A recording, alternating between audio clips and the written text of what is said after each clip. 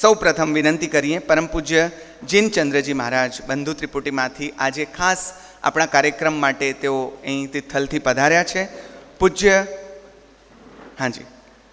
પૂજ્ય મુનિશ્રી એ અમરેન્દ્ર વિજય મહારાજ સાહેબના બુંદ અને નાદ બંને પરંપરાએ વારસદાર છે. એમના ભત્રીજા પણ છે અને પરંપરાએ એમના શિષ્ય પણ ખરા. તો એવા જીનચંદ્રજી મહારાજ પોતે અભ્યાસુ અને પ્રભાવક વક્તા, મુનિશ્રીને નિકટથી જોનાર, જાણનાર અને પ્રમાણનાર. તો તેઓને વિનંતી કરીએ કે તેમના જીવનના મહત્ત્વના સ્થિત્યંતરો પર પ્રકાશ પાડી આપણને મુનિશ્રીની વિશેષ નિકટ લઈ જાય. પરમ પૂજ્ય મુનિશ્રી જીનચંદ્રજી મહારાજ. અજ્ઞાનતિમિરાંધાનાં જ્ઞાનાંજનશલાકયા નેત્રముન્મીલિतं येन તસ્મૈ શ્રીગુરવે નમઃ. તસ્મૈ સદ્ગુરવે નમઃ.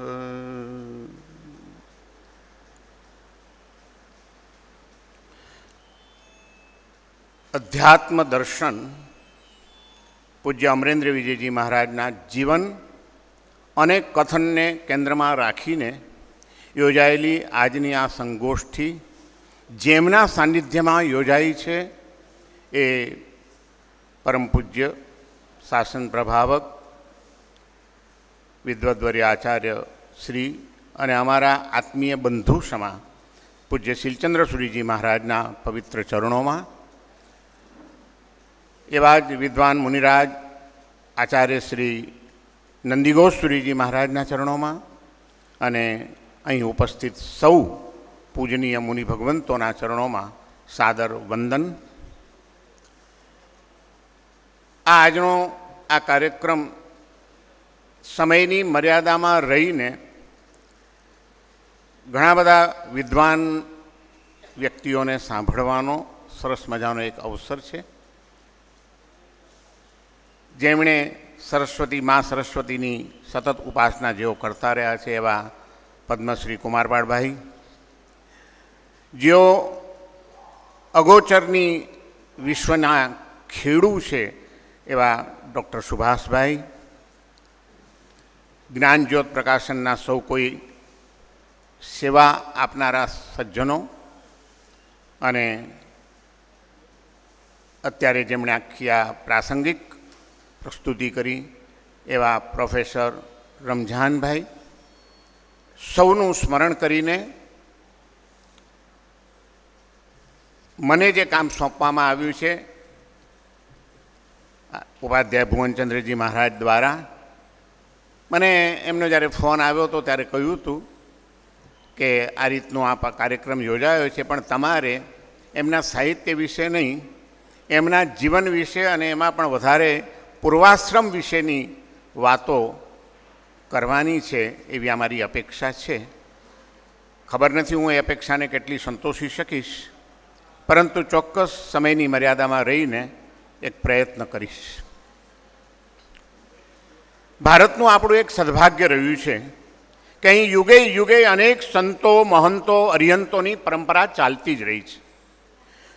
કોઈ સમય એવો નહીં હોય કે જે સમયની અંદર, જે સદીની અંદર કોઈને કોઈ વિદ્વાન જ્ઞાની પુરુષો, પ્રખર શાસન પ્રભાવકો, આત્મજ્ઞાની સંતો ન થયા હોય. અને એવા 20મી સદીના જે આત્મજ્ઞાની સાધુ પુરુષો જે કોઈ થઈ ગયા ઘણા બધા, એમાંના એક કહી શકાય એવા સાચા સાધુ પુરુષ પૂજ્ય શીલચંદ્ર સુરીજી મહારાજની શૈલીમાં જો મારે કહેવું હોય તો હું એમ કહી શકું કે ઘણી વખત સાધુ જીવન સ્વીકાર્યા પછી પણ, સંસારનો ત્યાગ કર્યા પછી પણ સાધુતાનો પણ એક નવો સંસાર ઊભો થતો હોય છે. એવા સાધુતાના સંસારથી પણ અલિપ્ત રહેલા એવા એક સાચા સાધુ પુરુષ એટલે પૂજ્ય અમરેન્દ્ર વિજયજી મહારાજ સાહેબ.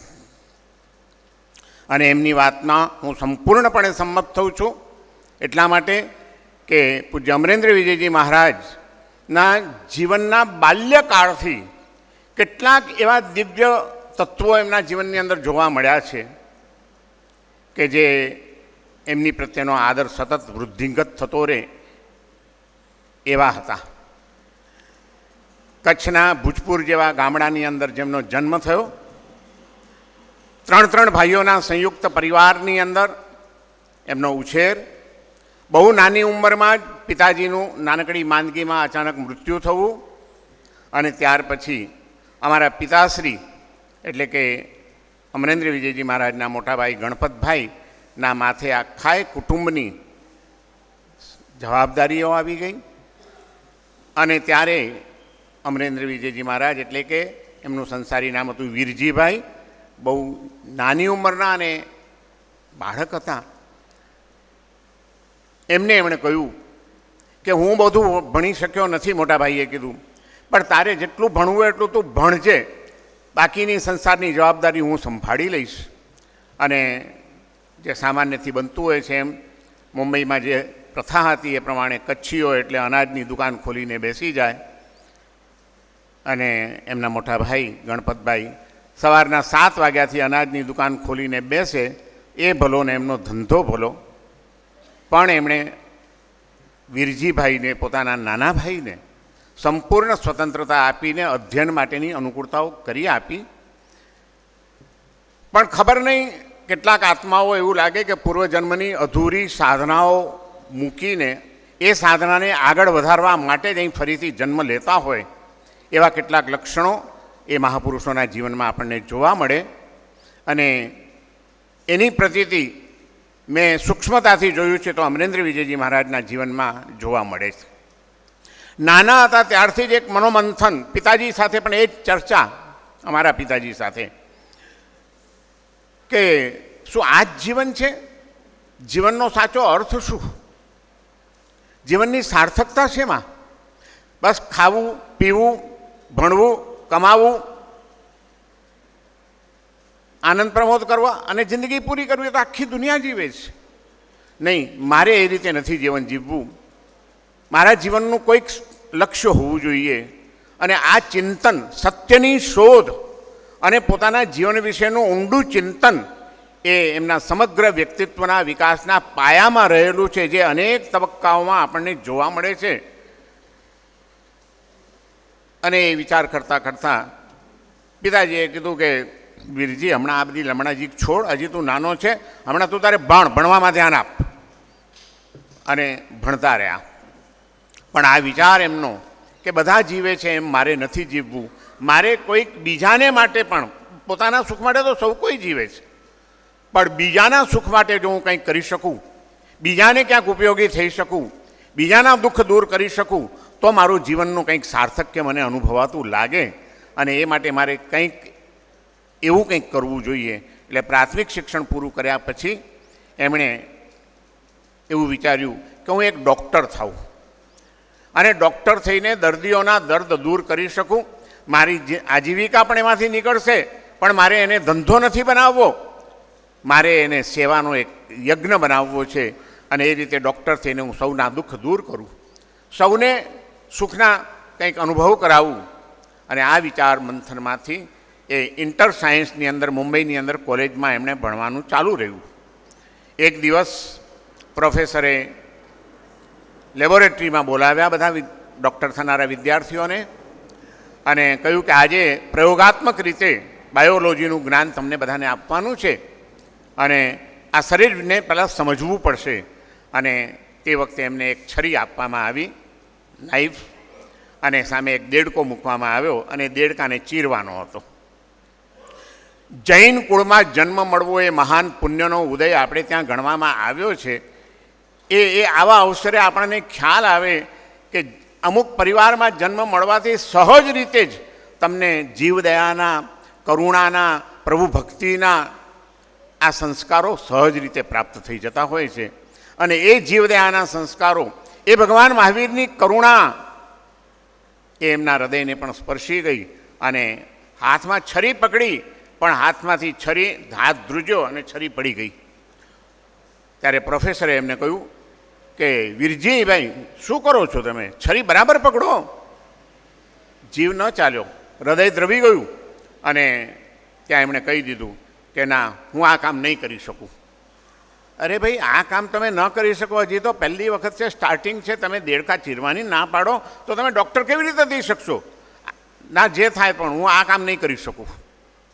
આ એમની કરુણાની પરાકાષ્ઠાએ એમને ત્યાં આગળ વિચારમાં નાખી દીધા અને પ્રોફેસરે કહી દીધું કે જો આ કામ નહીં કરી શકો તો તમે ડૉક્ટર નહીં થઈ શકો.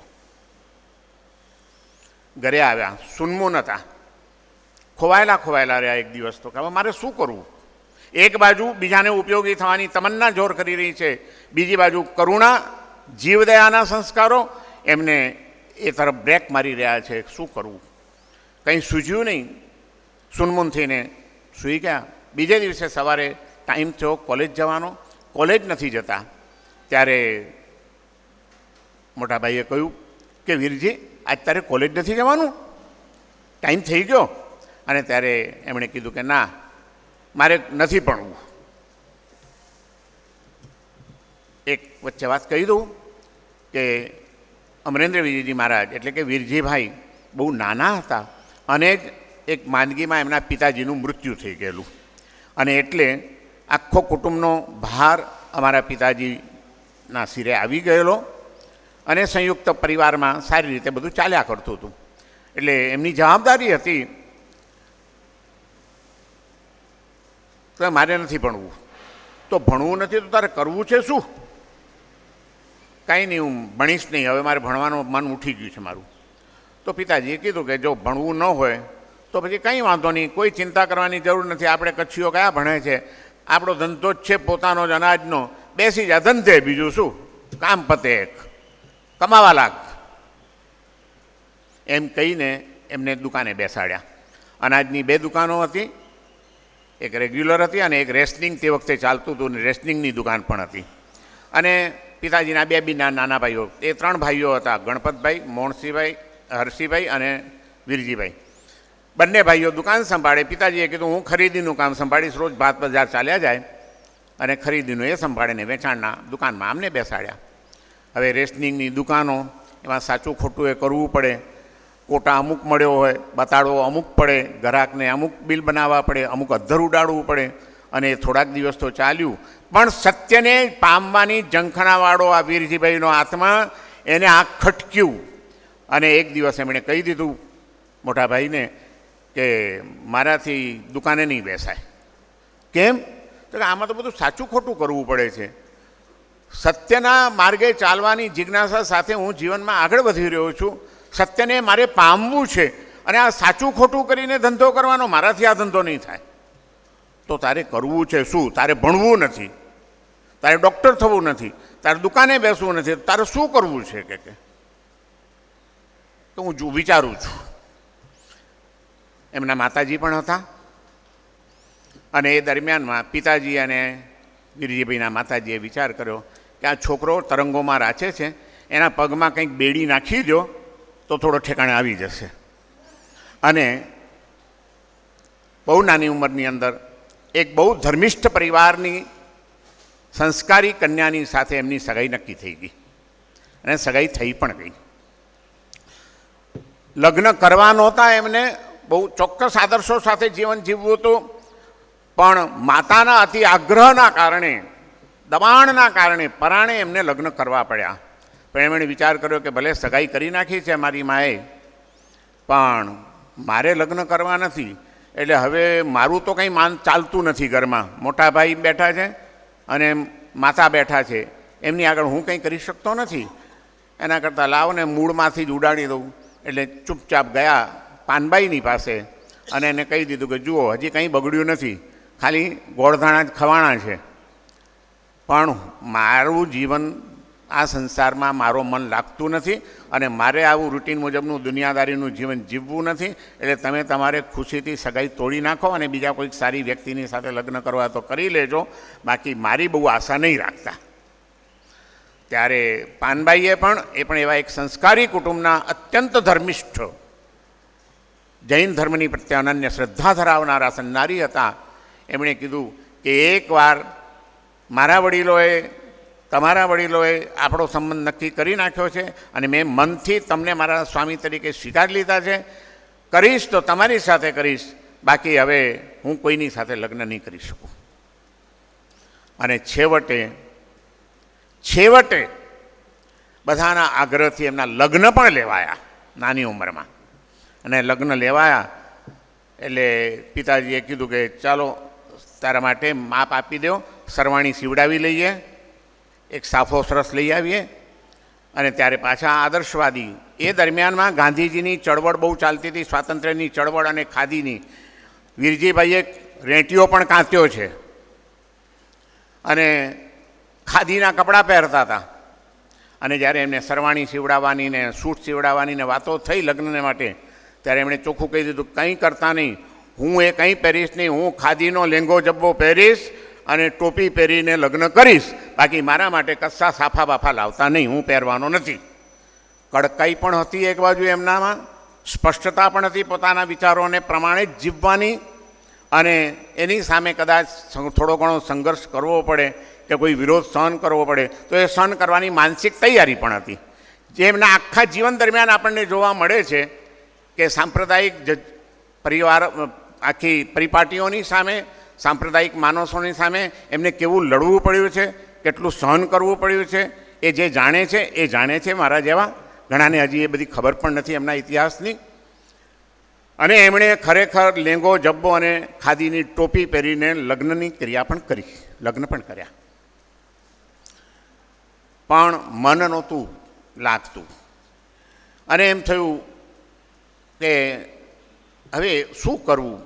અને એમાંથી વિચાર કર્યો કે આ બધા ધંધા કરતાં સૌથી સારો ધંધો શિક્ષક થઈ જવું, ભણાવી દેવાનું ટાઈમ ટુ ટાઈમ, આપણે સિલેબસ જે હોય તે, અને પગાર લઈને છૂટા. સાચું ખોટું તો ન કરવું પડે કંઈ, એના કરતાં શિક્ષક થવું સારું.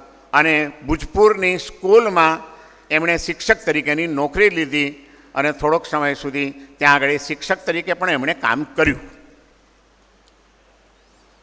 પણ એમાંય વળી પાછું પેલા સત્યનો પ્રેમી જીવ ક્યાંય મન ઠરે નહીં. એણે વિચાર કર્યો કે ઇતિહાસ મેં જે વાંચ્યો છે, વાંચનનો ભયંકર શોખ હતો, ખૂબ વાંચતા, એ કે ઇતિહાસ ખરેખર કંઈક જુદો છે. અને આ સ્કૂલોમાં જે ભણાવવામાં આવે છે એ તો ઇતિહાસ આખો વિકૃત થયેલો છે. આ સાચું જાણવા છતાં મારે ખોટું કેમ ભણાવવાનું? આ મારાથી નહીં થાય. શિક્ષકની નોકરી છોડી સતત જીવનમાં પ્રયોગશીલ રહ્યા છે. પ્રયત્નશીલ અને પ્રયોગશીલ મહાપુરુષ, સાધુ પુરુષ એટલે અમરેન્દ્ર વિજયજી મહારાજ એમ કહી શકાય. એમના સમગ્ર જીવનમાં એમણે સતત નવા નવા પ્રયોગો કર્યા છે. એ પણ નોકરી છોડી. હવે તે વખતે આ ગાંધીજીની મેં કીધું એમ વિચારધારાની ભયંકર અસર નીચે. અને એમ થયું કે નહીં, આપણે તો દેશ માટે ખપી જવું પડે તો ભલે ખપી જવું, પણ દેશની સ્વતંત્રતા માટે અને સત્યને માટે ઝઝૂમી લેવું. અને ગાંધીજીની ચળવળમાં સક્રિય ભાગ લેતા જોડાઈ ગયા. ગાંધીજીની ચળવળમાં જોડાયા, એમાં પણ ભાગ લીધો, પણ એમાંય છેવટે મન ઠર્યું નહીં. અને એમ થઈ ગયું કે અહીંયા આગળ દેશ સેવા અને લોકસેવાની વાતો છે, પણ આત્માનું તો કોઈ લક્ષ્ય જ નથી, આત્માની તો કોઈ વાત આમાં આવતી જ નથી. અને આપણી ભારતીય સંસ્કૃતિને મેં જે કંઈ વાંચ્યા છે, ભગવાન મહાવીરનું તત્વજ્ઞાન, વેદ અને પુરાણનું વાતો, એ બધી અભ્યાસ કરીએ છીએ ત્યારે એમાં તો દેહથી ભિન્ન કોઈ ચૈતન્યની વાત છે તો એ શું? અને એની તો કોઈ વાત જ નથી. અહીં તો ખાલી દેશ સેવા, દેશ સેવા, દેશ સેવા. તો આત્માનું પણ કંઈક હોવું જોઈએ. એટલે વળી પાછું એમાંથી થોડુંક મુક્ત થઈ. એ વિચારધારાની અસર તો હતી જ, પણ એની સાથે સાથે એ થિયોસોફિકલ સોસાયટીમાં જોડાયા. અને થિયોસોફિકલ સોસાયટીની ઘણી બધી મિટિંગો એટેન્ડ કરવા માંડ્યા, એના કાર્યક્રમો એટેન્ડ કરવા માંડ્યા. અને એમાં અધ્યાત્મનો જે થોડોક સ્પર્શ દેખાયો, એ સ્પર્શ એમને ધીમે ધીમે સતત નવા નવા પ્રયોગો કરવા માટે અન્ય સ્થળે લઈ ગયો. એ ક્યારેક સંતબાલજીની લોકસેવાની પ્રવૃત્તિઓમાં પણ અને એમના કાર્યપ્રણાલીમાં પણ એમણે રસ લીધો. તો એની સાથે સાથે એ થોડોક સમય કાનજી સ્વામી સોનગઢની અંદર, કે જ્યાં આગળ શુદ્ધ આત્માની વાતો ચાલતી હતી, ત્યાં આગળ પણ ગયા, એમના પણ પ્રવચનો સાંભળ્યા. અને એમાં પાછું એમ થઈ ગયું કે આ કોરી નિશ્ચયની ને અધ્યાત્મની આત્માની વાતો છે, પણ પ્રયોગાત્મક રીતે આત્મા ક્યાં દેખાય છે? હું આત્મા છું, હું આત્મા છું, એવું કંઈ ગાયા કરવાથી કંઈ આત્મા આવી જવાનો નથી. આત્માનો અનુભવ થવો જોઈએ. એ અનુભવની વાત ક્યાં છે? એમ કરતાં કરતાં મનોમંથન ચાલ્યું. બહુ લાંબી છે, મારે વાત અત્યારે એ બધી નથી કરવી, કારણ કે મારા કરતાં જ ઘડિયાળ વધુ ઝડપથી ચાલી રહ્યું છે. ઘણા બધા પ્રયોગો કરીને જૈન સાધુઓના જીવન વિશેનો પણ અભ્યાસ કર્યો અને એમને એમ થઈ ગયું કે જો ખરેખર દોષ રહિત અને સત્યના માર્ગે ચાલવું હોય અને આત્માનું કલ્યાણ કરવું હોય તો જૈન સાધુ જેવો બીજો કોઈ માર્ગ નથી, મારે જૈન દીક્ષા લઈ લેવી જોઈએ. અને એમાંથી છેવટે એમણે એક દિવસ પરિવારને કયા વિના, ધર્મપત્નીને અજાણ રાખીને, રાતના અમારા પિતાજીનો સાથ લઈને ભાગી છૂટ્યા અને મહારાષ્ટ્રમાં જઈ અહમદનગરની અંદર પ્રેમ સુરેશ્વરજી મહારાજના શિષ્ય આચાર્ય યશોદેવ સુરીજી મહારાજ હતા, એમની પાસે જઈને એમણે દીક્ષા લઈ લીધી. જૈન ધર્મની દીક્ષા અંગીકાર કરી. આ બાજુ પાછળથી ખબર પડી, સાસરા પક્ષવાળા ગયા, ખૂબ માથાકૂટો થઈ, એમને સમજાવવાના પ્રયત્નો થયા અને ત્યારે એમણે એક જ વાક્ય કહ્યું કે હવે તમે મને લઈ જશો તો મારા દેહને લઈ જઈ શકશો, મારા આત્માને તમે નહીં લઈ જઈ શકો.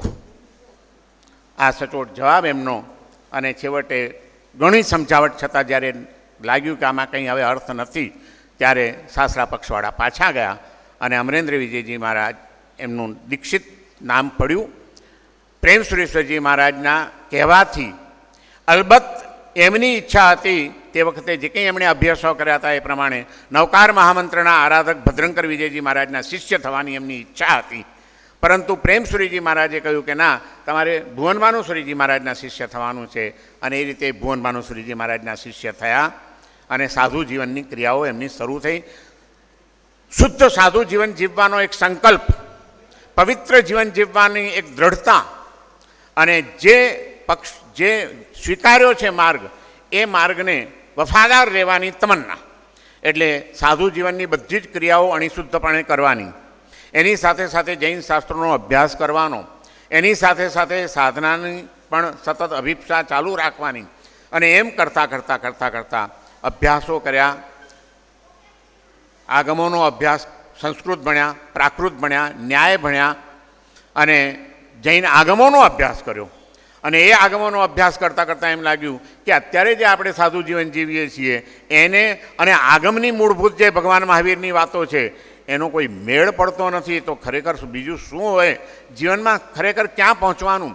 અને અધ્યયનમાં જ આગળ વધતા એમણે હરિભદ્રસુરીજી મહારાજના ગ્રંથો, યશોવિજયજી મહારાજના ગ્રંથો, એ ગ્રંથોનો પણ ઊંડો અભ્યાસ કર્યો. અને એમાંથી દેહથી ભિન્ન આત્મતત્વની અનુભૂતિ, માત્ર માહિતી નહીં, માત્ર શાસ્ત્રનું જ્ઞાન નહીં, પરંતુ અનુભૂતિ જ્ઞાન જ્યાં સુધી પ્રાપ્ત ન થાય ત્યાં સુધી બધું નકામું છે, એ સત્ય એમને સ્પષ્ટપણે સમજાવવા લાગ્યું. અને એ અનુભૂતિને માટે સાધના શું કરવી, એમાં પૂજ્ય ભદ્રંકર વિજયજી મહારાજની વિચારધારાની જબરજસ્ત અસર હતી એમની પર. અને એમના જીવનની સાધનાનો પ્રારંભ થયો છે અનન્ય શ્રદ્ધાપૂર્વકની નવકાર મંત્રની આરાધનાથી. કારણ કે એ પછી પણ એમના જીવનમાં જોવા મળે છે કે જ્યારે પણ એમણે બીજાઓના કલ્યાણ માટે સાહિત્ય સર્જનનું પુષ્પ તૈયારો કર્યા ત્યારે પ્રથમ પુષ્પ એમણે નવકાર મહામંત્રના ચરણે ધર્યું છે. અચિંત ચિંતામણી નવકાર એ નામની નાનકડી એમની પુસ્તિકા, એ એમનું સૌથી પહેલું સાહિત્ય સર્જન છે. એ પછી કેટલુંક અપ્રગટ સાહિત્ય એવું છે કે જે હજી ઘણા જાણતા નથી, પરંતુ મને ખબર છે કે એ જ પન્યાસજી મહારાજની અસરની નીચે તીર્થંકરોની અનંત શક્તિ અને અચિંત્ય કરુણા વિશે એમણે બહુ ઊંડું ચિંતન કરેલું. અને એમના મિત્ર મુનિઓ પુંડરીક વિજયજી મહારાજ વગેરેને લંબાણભર્યા પત્ર વ્યવહાર એમણે કરેલા, એ પત્રો પણ મેં વાંચેલા છે, કેટલાક કીર્તિચંદ્રજી મહારાજ પાસે સચવાયેલા છે.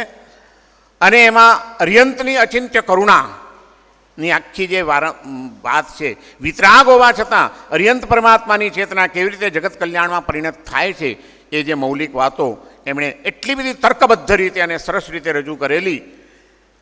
અને એ જ અનુભૂતિ કરાવવાની એમનું પોતે પામવાનું અને કરાવવાનું લક્ષ્ય. અને ભદ્રંકર વિજયજી મહારાજની મૈત્ર્યાદી ભાવો જ્યાં સુધી ના આવે ત્યાં સુધી ખરેખર અધ્યાત્મના માર્ગે વિકાસ થઈ શકતો નથી. આ બધા વિચારોની ઘેરી અસરની છે. એમણે ઘણા બધા લેખો પણ લખ્યા છે તે વખતે નીકળતા અમુક મેગેઝિનોની અંદર, કે જે પાછળથી બંધ કરાવવામાં આવ્યા. આ બધાની અંદર ભદ્રંકર વિજયજી મહારાજ, કાંતિ વિજયજી મહારાજ, અમરેન્દ્ર વિજયજી મહારાજ, તત્વાનંદ વિજયજી મહારાજ,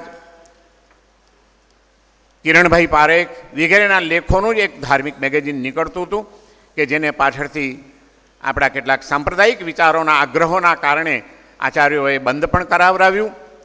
અને છતાં એમની જે શ્રદ્ધા હતી એ તો ચાલુ જ રહી. અને મને યાદ છે કે મારા જીવનમાં જે કંઈ મંત્ર સાધનાઓ ગુરુદેવે પ્રેમશ્રીજી મહારાજે પણ મને ઘણી બધી કરાવેલી છે, પણ અમરેન્દ્ર વિજયજી મહારાજનો મારી ઉપર મોટામાં મોટો જો કોઈ ઉપકાર હોય તો હું જ્યારે 20 કે 21 વર્ષનો હતો, રાજસ્થાનમાં મારું ચાતુર્માસ હતું, અને એક દિવસ એમણે પ્રેમશ્રીજી મહારાજને કીધું કે સાહેબ ચોમાસું પતે એટલે હું જીનચંદ્રને મારે સેવાડી લઈ જવો છે. અમારું શિવગંજમાં ચાતુર્માસ હતું. રાણકપુરની આગળ લુણાવા અને સેવાડી, બીજાપુર, બેડા આ બધા ગામો છે. અને સેવાડીમાં બહુ જ પ્રાચીન સંપ્રતિ મહારાજાના કાલીન એક અદ્ભુત પ્રતિમા એ એમને બહુ ગમતી અને મને પણ ગમતી. અને એમણે કહ્યું કે મારે ત્યાં એને લઈ જવો છે અને નવકાર મંત્રનું એક અનુષ્ઠાન એની પાસે મારે કરાવવું છે. હું સામાન્યથી અમારા ગુરુદેવ પ્રેમશ્રીજી મહારાજથી છૂટવા નહોતા પડતા અમે લોકો, પણ એમનો આગ્રહ હતો અને પ્રેમશ્રી મહારાજે આજ્ઞા કરી કે અમરેન્દ્ર વિજયજી મહારાજ કહે છે તો તું જઈ આવ. અને 11 દિવસ મને એમણે સેવાડીમાં નવકાર મહામંત્રનું અનુષ્ઠાન કરાવરાવ્યું.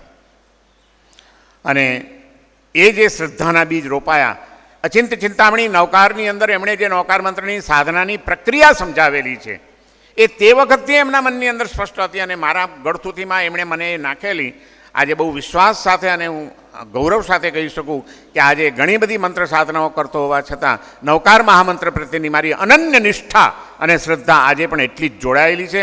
અને અરિયંત પરમાત્માની અચિંત્ય કરુણા વિશે પણ હું બિલકુલ નિશ્ચંક છું. એ ઉપકાર જો કોઈ હોય તો એ અમારા કાકા મહારાજ અને દાદા ગુરુદેવ મારા એવા અમરેન્દ્ર વિજયજી મહારાજનો ઉપકાર છે. અને એ ઉપકારની ધારા નીચે એમણે એમના જીવનની સાધના તો આગળ વધારી અને એમ કરતાં કરતાં નવા નવા ઘણા બધા પ્રયોગો પણ કરતા રહ્યા, નવું નવું વાંચન કરતા રહ્યા. અને આખરે એમણે પોતાના જીવનનો માર્ગ નક્કી કર્યો, બને એટલું એકાંતમાં રહેવું અને મૌન રહેવું. અને એના પરિણામ રૂપે ક્યારેક એ ઉત્કંઠેશ્વરમાં એમણે 1-2 વર્ષ ચાતુર્માસો કર્યા છે. કોઈ દિવસ એમણે શહેરોમાં ચાતુર્માસ કરવાનું પસંદ નહોતા કરતા. એકાંતમાં રહીને પોતાની અંદરની ખોજ ચાલુ રાખવી અને આત્મા તત્વની અનુભૂતિ થઈ જાય, આ એક જ લક્ષ્ય સાથે એમનો સતત પ્રયાસ ચાલતો રહ્યો. ઉત્કંઠેશ્વરમાં ગયા, ક્યારેક ડુમસના દરિયા કિનારે એક ભક્તનો બંગલો હતો, એક પટેલનો, એમના ભક્ત હતા, એમના બંગલે પણ 2 વર્ષ રહ્યા. તો ક્યારેક વળી એ ઇગતપુરી પણ ગયા, તો ક્યારેક તિથલ અને વલસાડની અંદર પણ રહ્યા છે, તો ક્યારેક બિલીમોરાની પાસે હોન્ડ કરીને એક ગામ છે ત્યાં આગળ આપણા એક શ્રાવકનો એકાંતમાં બંગલો છે, એ પણ એમના ચાહક હતા. એમને ત્યાં પણ 2-3 વર્ષ રહ્યા છે, હું પણ ગયેલો એક. અને એ રીતે એકાંતમાં રહેવું અને વધુને વધુ સ્વાધ્યાય અને ધ્યાન જે ભગવાન મહાવીરનો માર્ગ હતો, પઢમમ પોરીસીમ સજ્જાયમ બીએ જાણમ જીયાય ઉત્તરાધ્યાન સૂત્રની અંદર ભગવાન મહાવીરે જે સાધુની દિનચર્યા બતાડેલી છે એ પ્રમાણે એક બાજુ એ કરવાનું અને એની સાથે જ સાધુ જીવનની પરંપરાગત જે કંઈ આરાધનાઓ છે એને પણ અણિશુદ્ધ રીતે પાલન કરવાની અને પવિત્રતા સાથેનું જીવન જીવવાનું. એ રીતે એમનું જીવન સતત કેળવાતું રહ્યું, ઘડાતું રહ્યું. અને એ સાધનાના પરિણામ રૂપે એમણે જે કંઈ પણ પ્રાપ્તિ કરી છે એ પ્રાપ્તિ શું કરી હશે તો એ પોતે જ્યારે આપણને કહે તો જ ખબર પડે. કારણ કે અનુભૂતિ એ શબ્દોમાં પૂર્ણ વ્યક્ત થતી નથી અને સાચા મહાપુરુષો ક્યારેય પોતાની અનુભૂતિઓની વાતો કે એના ઢોલ વગાડતા નથી હોતા. અમરેન્દ્ર વિજયજી મહારાજ સાથે ઘણીવાર ઘણી બધી ચર્ચાઓ કરવાનું બન્યું છે, પણ એમનામાં સતત આ જાગૃતિના દર્શન અમે કરતા રહ્યા છીએ. અને છેલ્લે એમના જીવનના પાછલા વર્ષોની અંદર એમને પછી આ બધા અભ્યાસ કરતાં કરતાં એમણે આનો મૂળમાં ડૉક્ટર થવાના હતા એટલે વિજ્ઞાન પ્રત્યેનું આકર્ષણ તો હતું જ, પણ છેવટે એ વિજ્ઞાનથી શરૂ થયેલી એમની યાત્રા વિપશ્યનામાં પરિણામ પામી, પૂર્ણતા તરફ ગઈ. અને શાસ્ત્રના શબ્દોથી શરૂ થયેલી યાત્રા સ્વાનુભૂતિમાં પરિણત થઈ. અને એ રીતે એમણે જે જીવનનો વિકાસ સાધ્યો એમાં છેલ્લે એમને ખાસ ધ્યાનમાં રાખીને જ, કારણ કે જુદી જુદી જગ્યાએ 1-2 વર્ષ રહી શકતા હતા, પછી કંઈક ને કંઈક નીકળવું પડતું હતું. એટલે અમને એમ થઈ ગયું કે કોઈક હવે એમને સાધના માટે એક સ્થળ હોય તો સારું. અને એમાંથી તિથલમાં શાંતિનિકેતન સાધના કેન્દ્રની સ્થાપના થઈ અને પછી અમે એમને વિનંતી કરી કે હવે સાહેબ તમે બધા ગમે ત્યાં જવાનું રહેવા દો, તમે તમારે અહીં હવે શાંતિથી રહો ને અહીં સાધના કરો. અને એમણે જીવનના છેલ્લા વર્ષો શાંતિનિકેતન સાધના કેન્દ્રમાં વ્યતીત કર્યા. એની વચ્ચે જ્યારે એમનો સાધના કાળ ચાલતો હતો અને પરંપરામાં અમે ચાતુર્માસો કરતા હતા, ત્યારે કેટલાક જિજ્ઞાસુઓની માંગણીથી એમનું લેખન કાર્ય જે શરૂ થયું એમાં ચિંતામણી નવકાર, ત્યાર પછી વિજ્ઞાન અને અધ્યાત્મ, ત્યાર પછી આપણે આત્મનિરીક્ષણ કરીશું, ત્યાર પછી છૂટક કેટલાક લેખો, પત્રો અને છેલ્લે આત્મજ્ઞાન અને સાધના પથ એ પુસ્તકનું આલેખન એમણે કર્યું. અને એમના જીવનની અંદર ભગવાન મહાવીરનું તત્વજ્ઞાનનો જે કંઈ પ્રકાશ હતો એ વધુ પ્રકાશિત થયો હોય તો એમાં એક ઉપકારક તત્વ તરીકે હંમેશા ગણતા હતા રમણ મહર્ષિનું સાહિત્ય અને રમણ મહર્ષિનું જીવન એમને ખૂબ પ્રભાવિત કરી ગયેલું હતું. અને એટલા માટે એ પોતાના ઉપકારી તરીકે એમને સ્વીકારીને ચાલતા હતા. અને આત્મજ્ઞાન અને સાધના પથનું એમણે જ્યારે પુસ્તક તૈયાર કર્યું, એમનો સ્વભાવ તો જે જાણતા હશે શીલચંદ્રજી મહારાજ કે ભુવનચંદ્રજી મહારાજ, એમને ખબર હશે કે કેટલી ચોકસાઈ, એક એક શબ્દ માટે ચોકસાઈ કરે, એટલી છેકછાક કરે, એટલા ફેરફારો કરે અને એ પ્રમાણે આખાના આખા ફેરફારો કરે. અને છેકછાકવાળી કોપી થોડોક એમને મારી ઉપર પ્રેમ પણ હતો અને મારું સદભાગ્ય પણ હતું. મને કે જીનચંદ્ર એક કામ છે. મેં કીધું બોલો. મને કે આત્મજ્ઞાન સાધના પદ મેં લખ્યું છે પણ એટલી બધી છેકછાક થઈ ગઈ છે, હવે મને કંટાળો આવે છે ફરી લખવાનો. હું તને સમજાવું એ રીતે આ ફકરો અહીં લઈ લેવાનો, આ ફકરો બીજા પાના પર લઈ લેવાનો, તું પ્રેસ કોપી કરી આપ, તારા અક્ષર સારા છે અને તું લખે ને તો પછી મને ચિંતા નહીં. અને હું આજે મારું સદભાગ્ય સમજું છું કે આત્મજ્ઞાન અને સાધના પદની સૌ પ્રથમ પ્રેસ કોપી કરવાનો લાભ મને મળ્યો હતો. અને પછી ગૌરવ સાથે મને આમ થોડું અભિમાન આવી જાય છે ને કહીને એ કીર્તિચંદ્ર મહારાજને કે અમારા બા મહારાજ, કારણ કે એમના પિતાજી કાળ કરી ગયા પછી અમારા મોટા ભાઈ અને બા મહારાજે એમને ખૂબ સાચવેલા. અને અમને છેલ્લે ખબર પડી કે કેટલા કોમળ હૃદયના હોઈ શકે. અમરેન્દ્ર વિજયજી મહારાજ એટલે ઓછા બોલવાવાળા, થોડાક અંતર્મુખી, થોડાક કડક, શિસ્તના આગ્રહી, આવી છાપ ઘણા બધાના મનની ઉપર હોય, અમારી ઉપર પણ હતી જ. પરંતુ સાથે સાથે એમનું જે હૃદયનું કુમળું પાસું એ બહુ ઓછા જાણતા હશે. એ એક તો જીવદયાના સંસ્કાર વખતે ડૉક્ટર ન થવાનો નિર્ણય કરતી વખતે તો દેખાયા, પણ સૌથી પરાકાષ્ઠા એની અમને દેખાણી હતી એમના સ્વર્ગવાસ પહેલાં તિથલની અંદર જ અમારા બા મહારાજ એમનો કાળધર્મ થયો અને ત્યારે એમના સ્થૂલ દેહની ઉપર વાસક્ષેપ કરવા માટે અમે બોલાવ્યા અમરેન્દ્ર વિજયજી મહારાજ સાહેબને કે સાહેબ હવે પાલખીમાં બેસાડ્યા છે, આપ વાસક્ષેપ કરી દો. અને વાસક્ષેપ કરતાં કરતાં ધ્રુસકે ને ધ્રુસકે રડવા લાગ્યા હતા. અમે આશ્ચર્યચકિત થઈ ગયા કે અમરેન્દ્ર વિજય મહારાજને એમની આંખમાં આંસુ જિંદગીમાં અમે જોયા નહોતા, પણ જે રીતે ધ્રુસકે ને ધ્રુસકે રડ્યા ત્યારે અમે કીધું સાહેબ ચાલો. આપની આજે આંખમાં આંસુ કેમ? મેં કીર્તિચંદ્રજી મહારાજ એમને પૂછ્યું હતું ત્યારે એમણે કીધું તમને ખબર નથી, પણ એ મારા ભાભી નહોતા, એ મારા માટે મા જેવા હતા. એમણે નાનપણમાં જે મને સાચવ્યો છે, મને ઉછેર્યો છે, મને મોટો કર્યો છે અને હું જે કંઈ છું ને એમાં બા મહારાજના ઘણા ઉપકારો છે મારી ઉપર. એમ કહેતા કહેતા પાછા ગડગડા થઈ ગયા અમારી સામે. અને ત્યારે અમને દેખાયું કે એમનું હૃદય કેટલું કૃતજ્ઞતાસભર અને કેટલું કોમળ હૃદયના છે.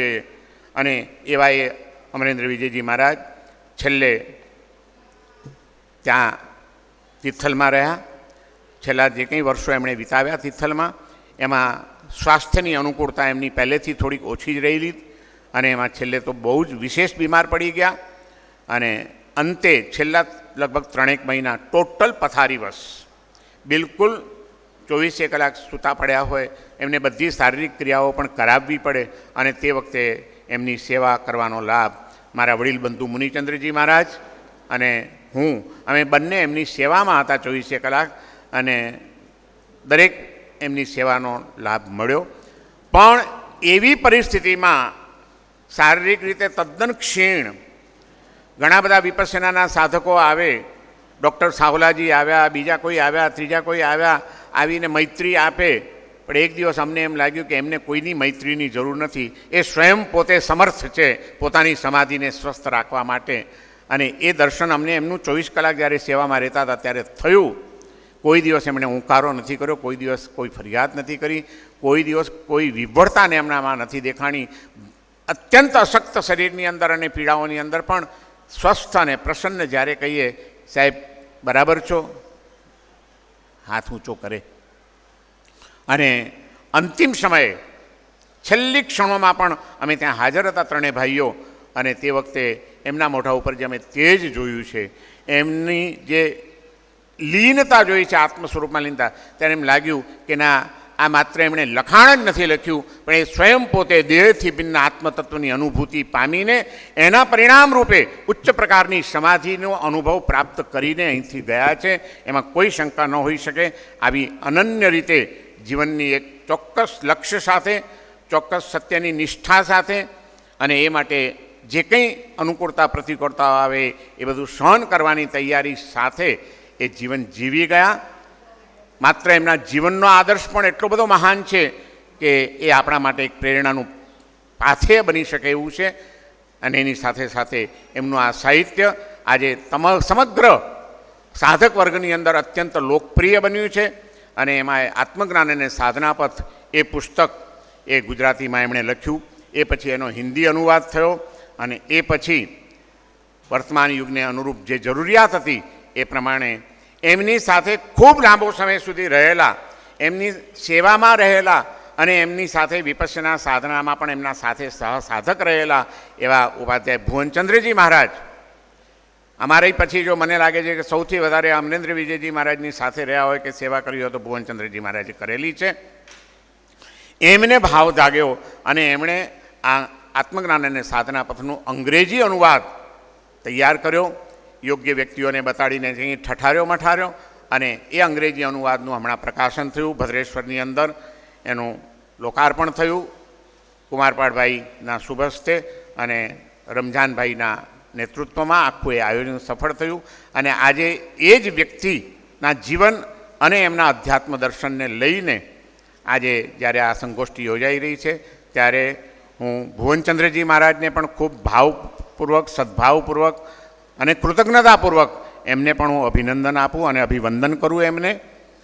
અને હવે છેલ્લી વાત કરીને એક જ મિનિટમાં પૂરું કરીશ. મને ખબર છે મારો સમય પૂરો થાય છે. છેલ્લે એક સૌથી મહત્ત્વની ઘટનાની આશ્ચર્યજનક વાત કહેવી છે મારે તમને. આજ સુધીનો ઇતિહાસ તપાસજો રમજાનભાઈ, તમે અભ્યાસી છો, કુમારપાળભાઈ પણ અભ્યાસી છે, તપાસજો. કોઈ ગુજરાતી પુસ્તક લખાયું હોય અને એનો હિન્દીમાં અનુવાદ થયો હોય, કોઈ ગુજરાતી પુસ્તક લખાયું હોય અને એનો અંગ્રેજીમાં અનુવાદ થયો હોય, એવા ઘણા પુસ્તકો મળશે કદાચ. કોઈ અંગ્રેજી પુસ્તકના ગુજરાતીમાં અનુવાદો થયા હોય એવા પણ ઘણા મળશે. કોઈ હિન્દી પુસ્તકના ગુજરાતીમાં અનુવાદ થયા હોય એવા પણ ઘણા મળશે. પણ કોઈ ગુજરાતીમાં લખેલું પુસ્તક એનો હિન્દીમાં અનુવાદ થાય, એનો અંગ્રેજીમાં પણ અનુવાદ થાય, અને એનો સંસ્કૃતમાં અનુવાદ થાય એવું ભાગ્યે જ બને. અને હું ન ભૂલતો હોઉં તો કદાચ અત્યાર સુધીના ઇતિહાસની અંદર એક જ ઘટના છે, વાત કરીએ કે દ્રવ્યગુણ પર્યાયનો રાસ ગુજરાતીમાં લખાયેલો અને એનો અંગ્રેજીમાં અનુવાદ દિગંબર પરંપરાના એક પંડિતે કરેલો છે.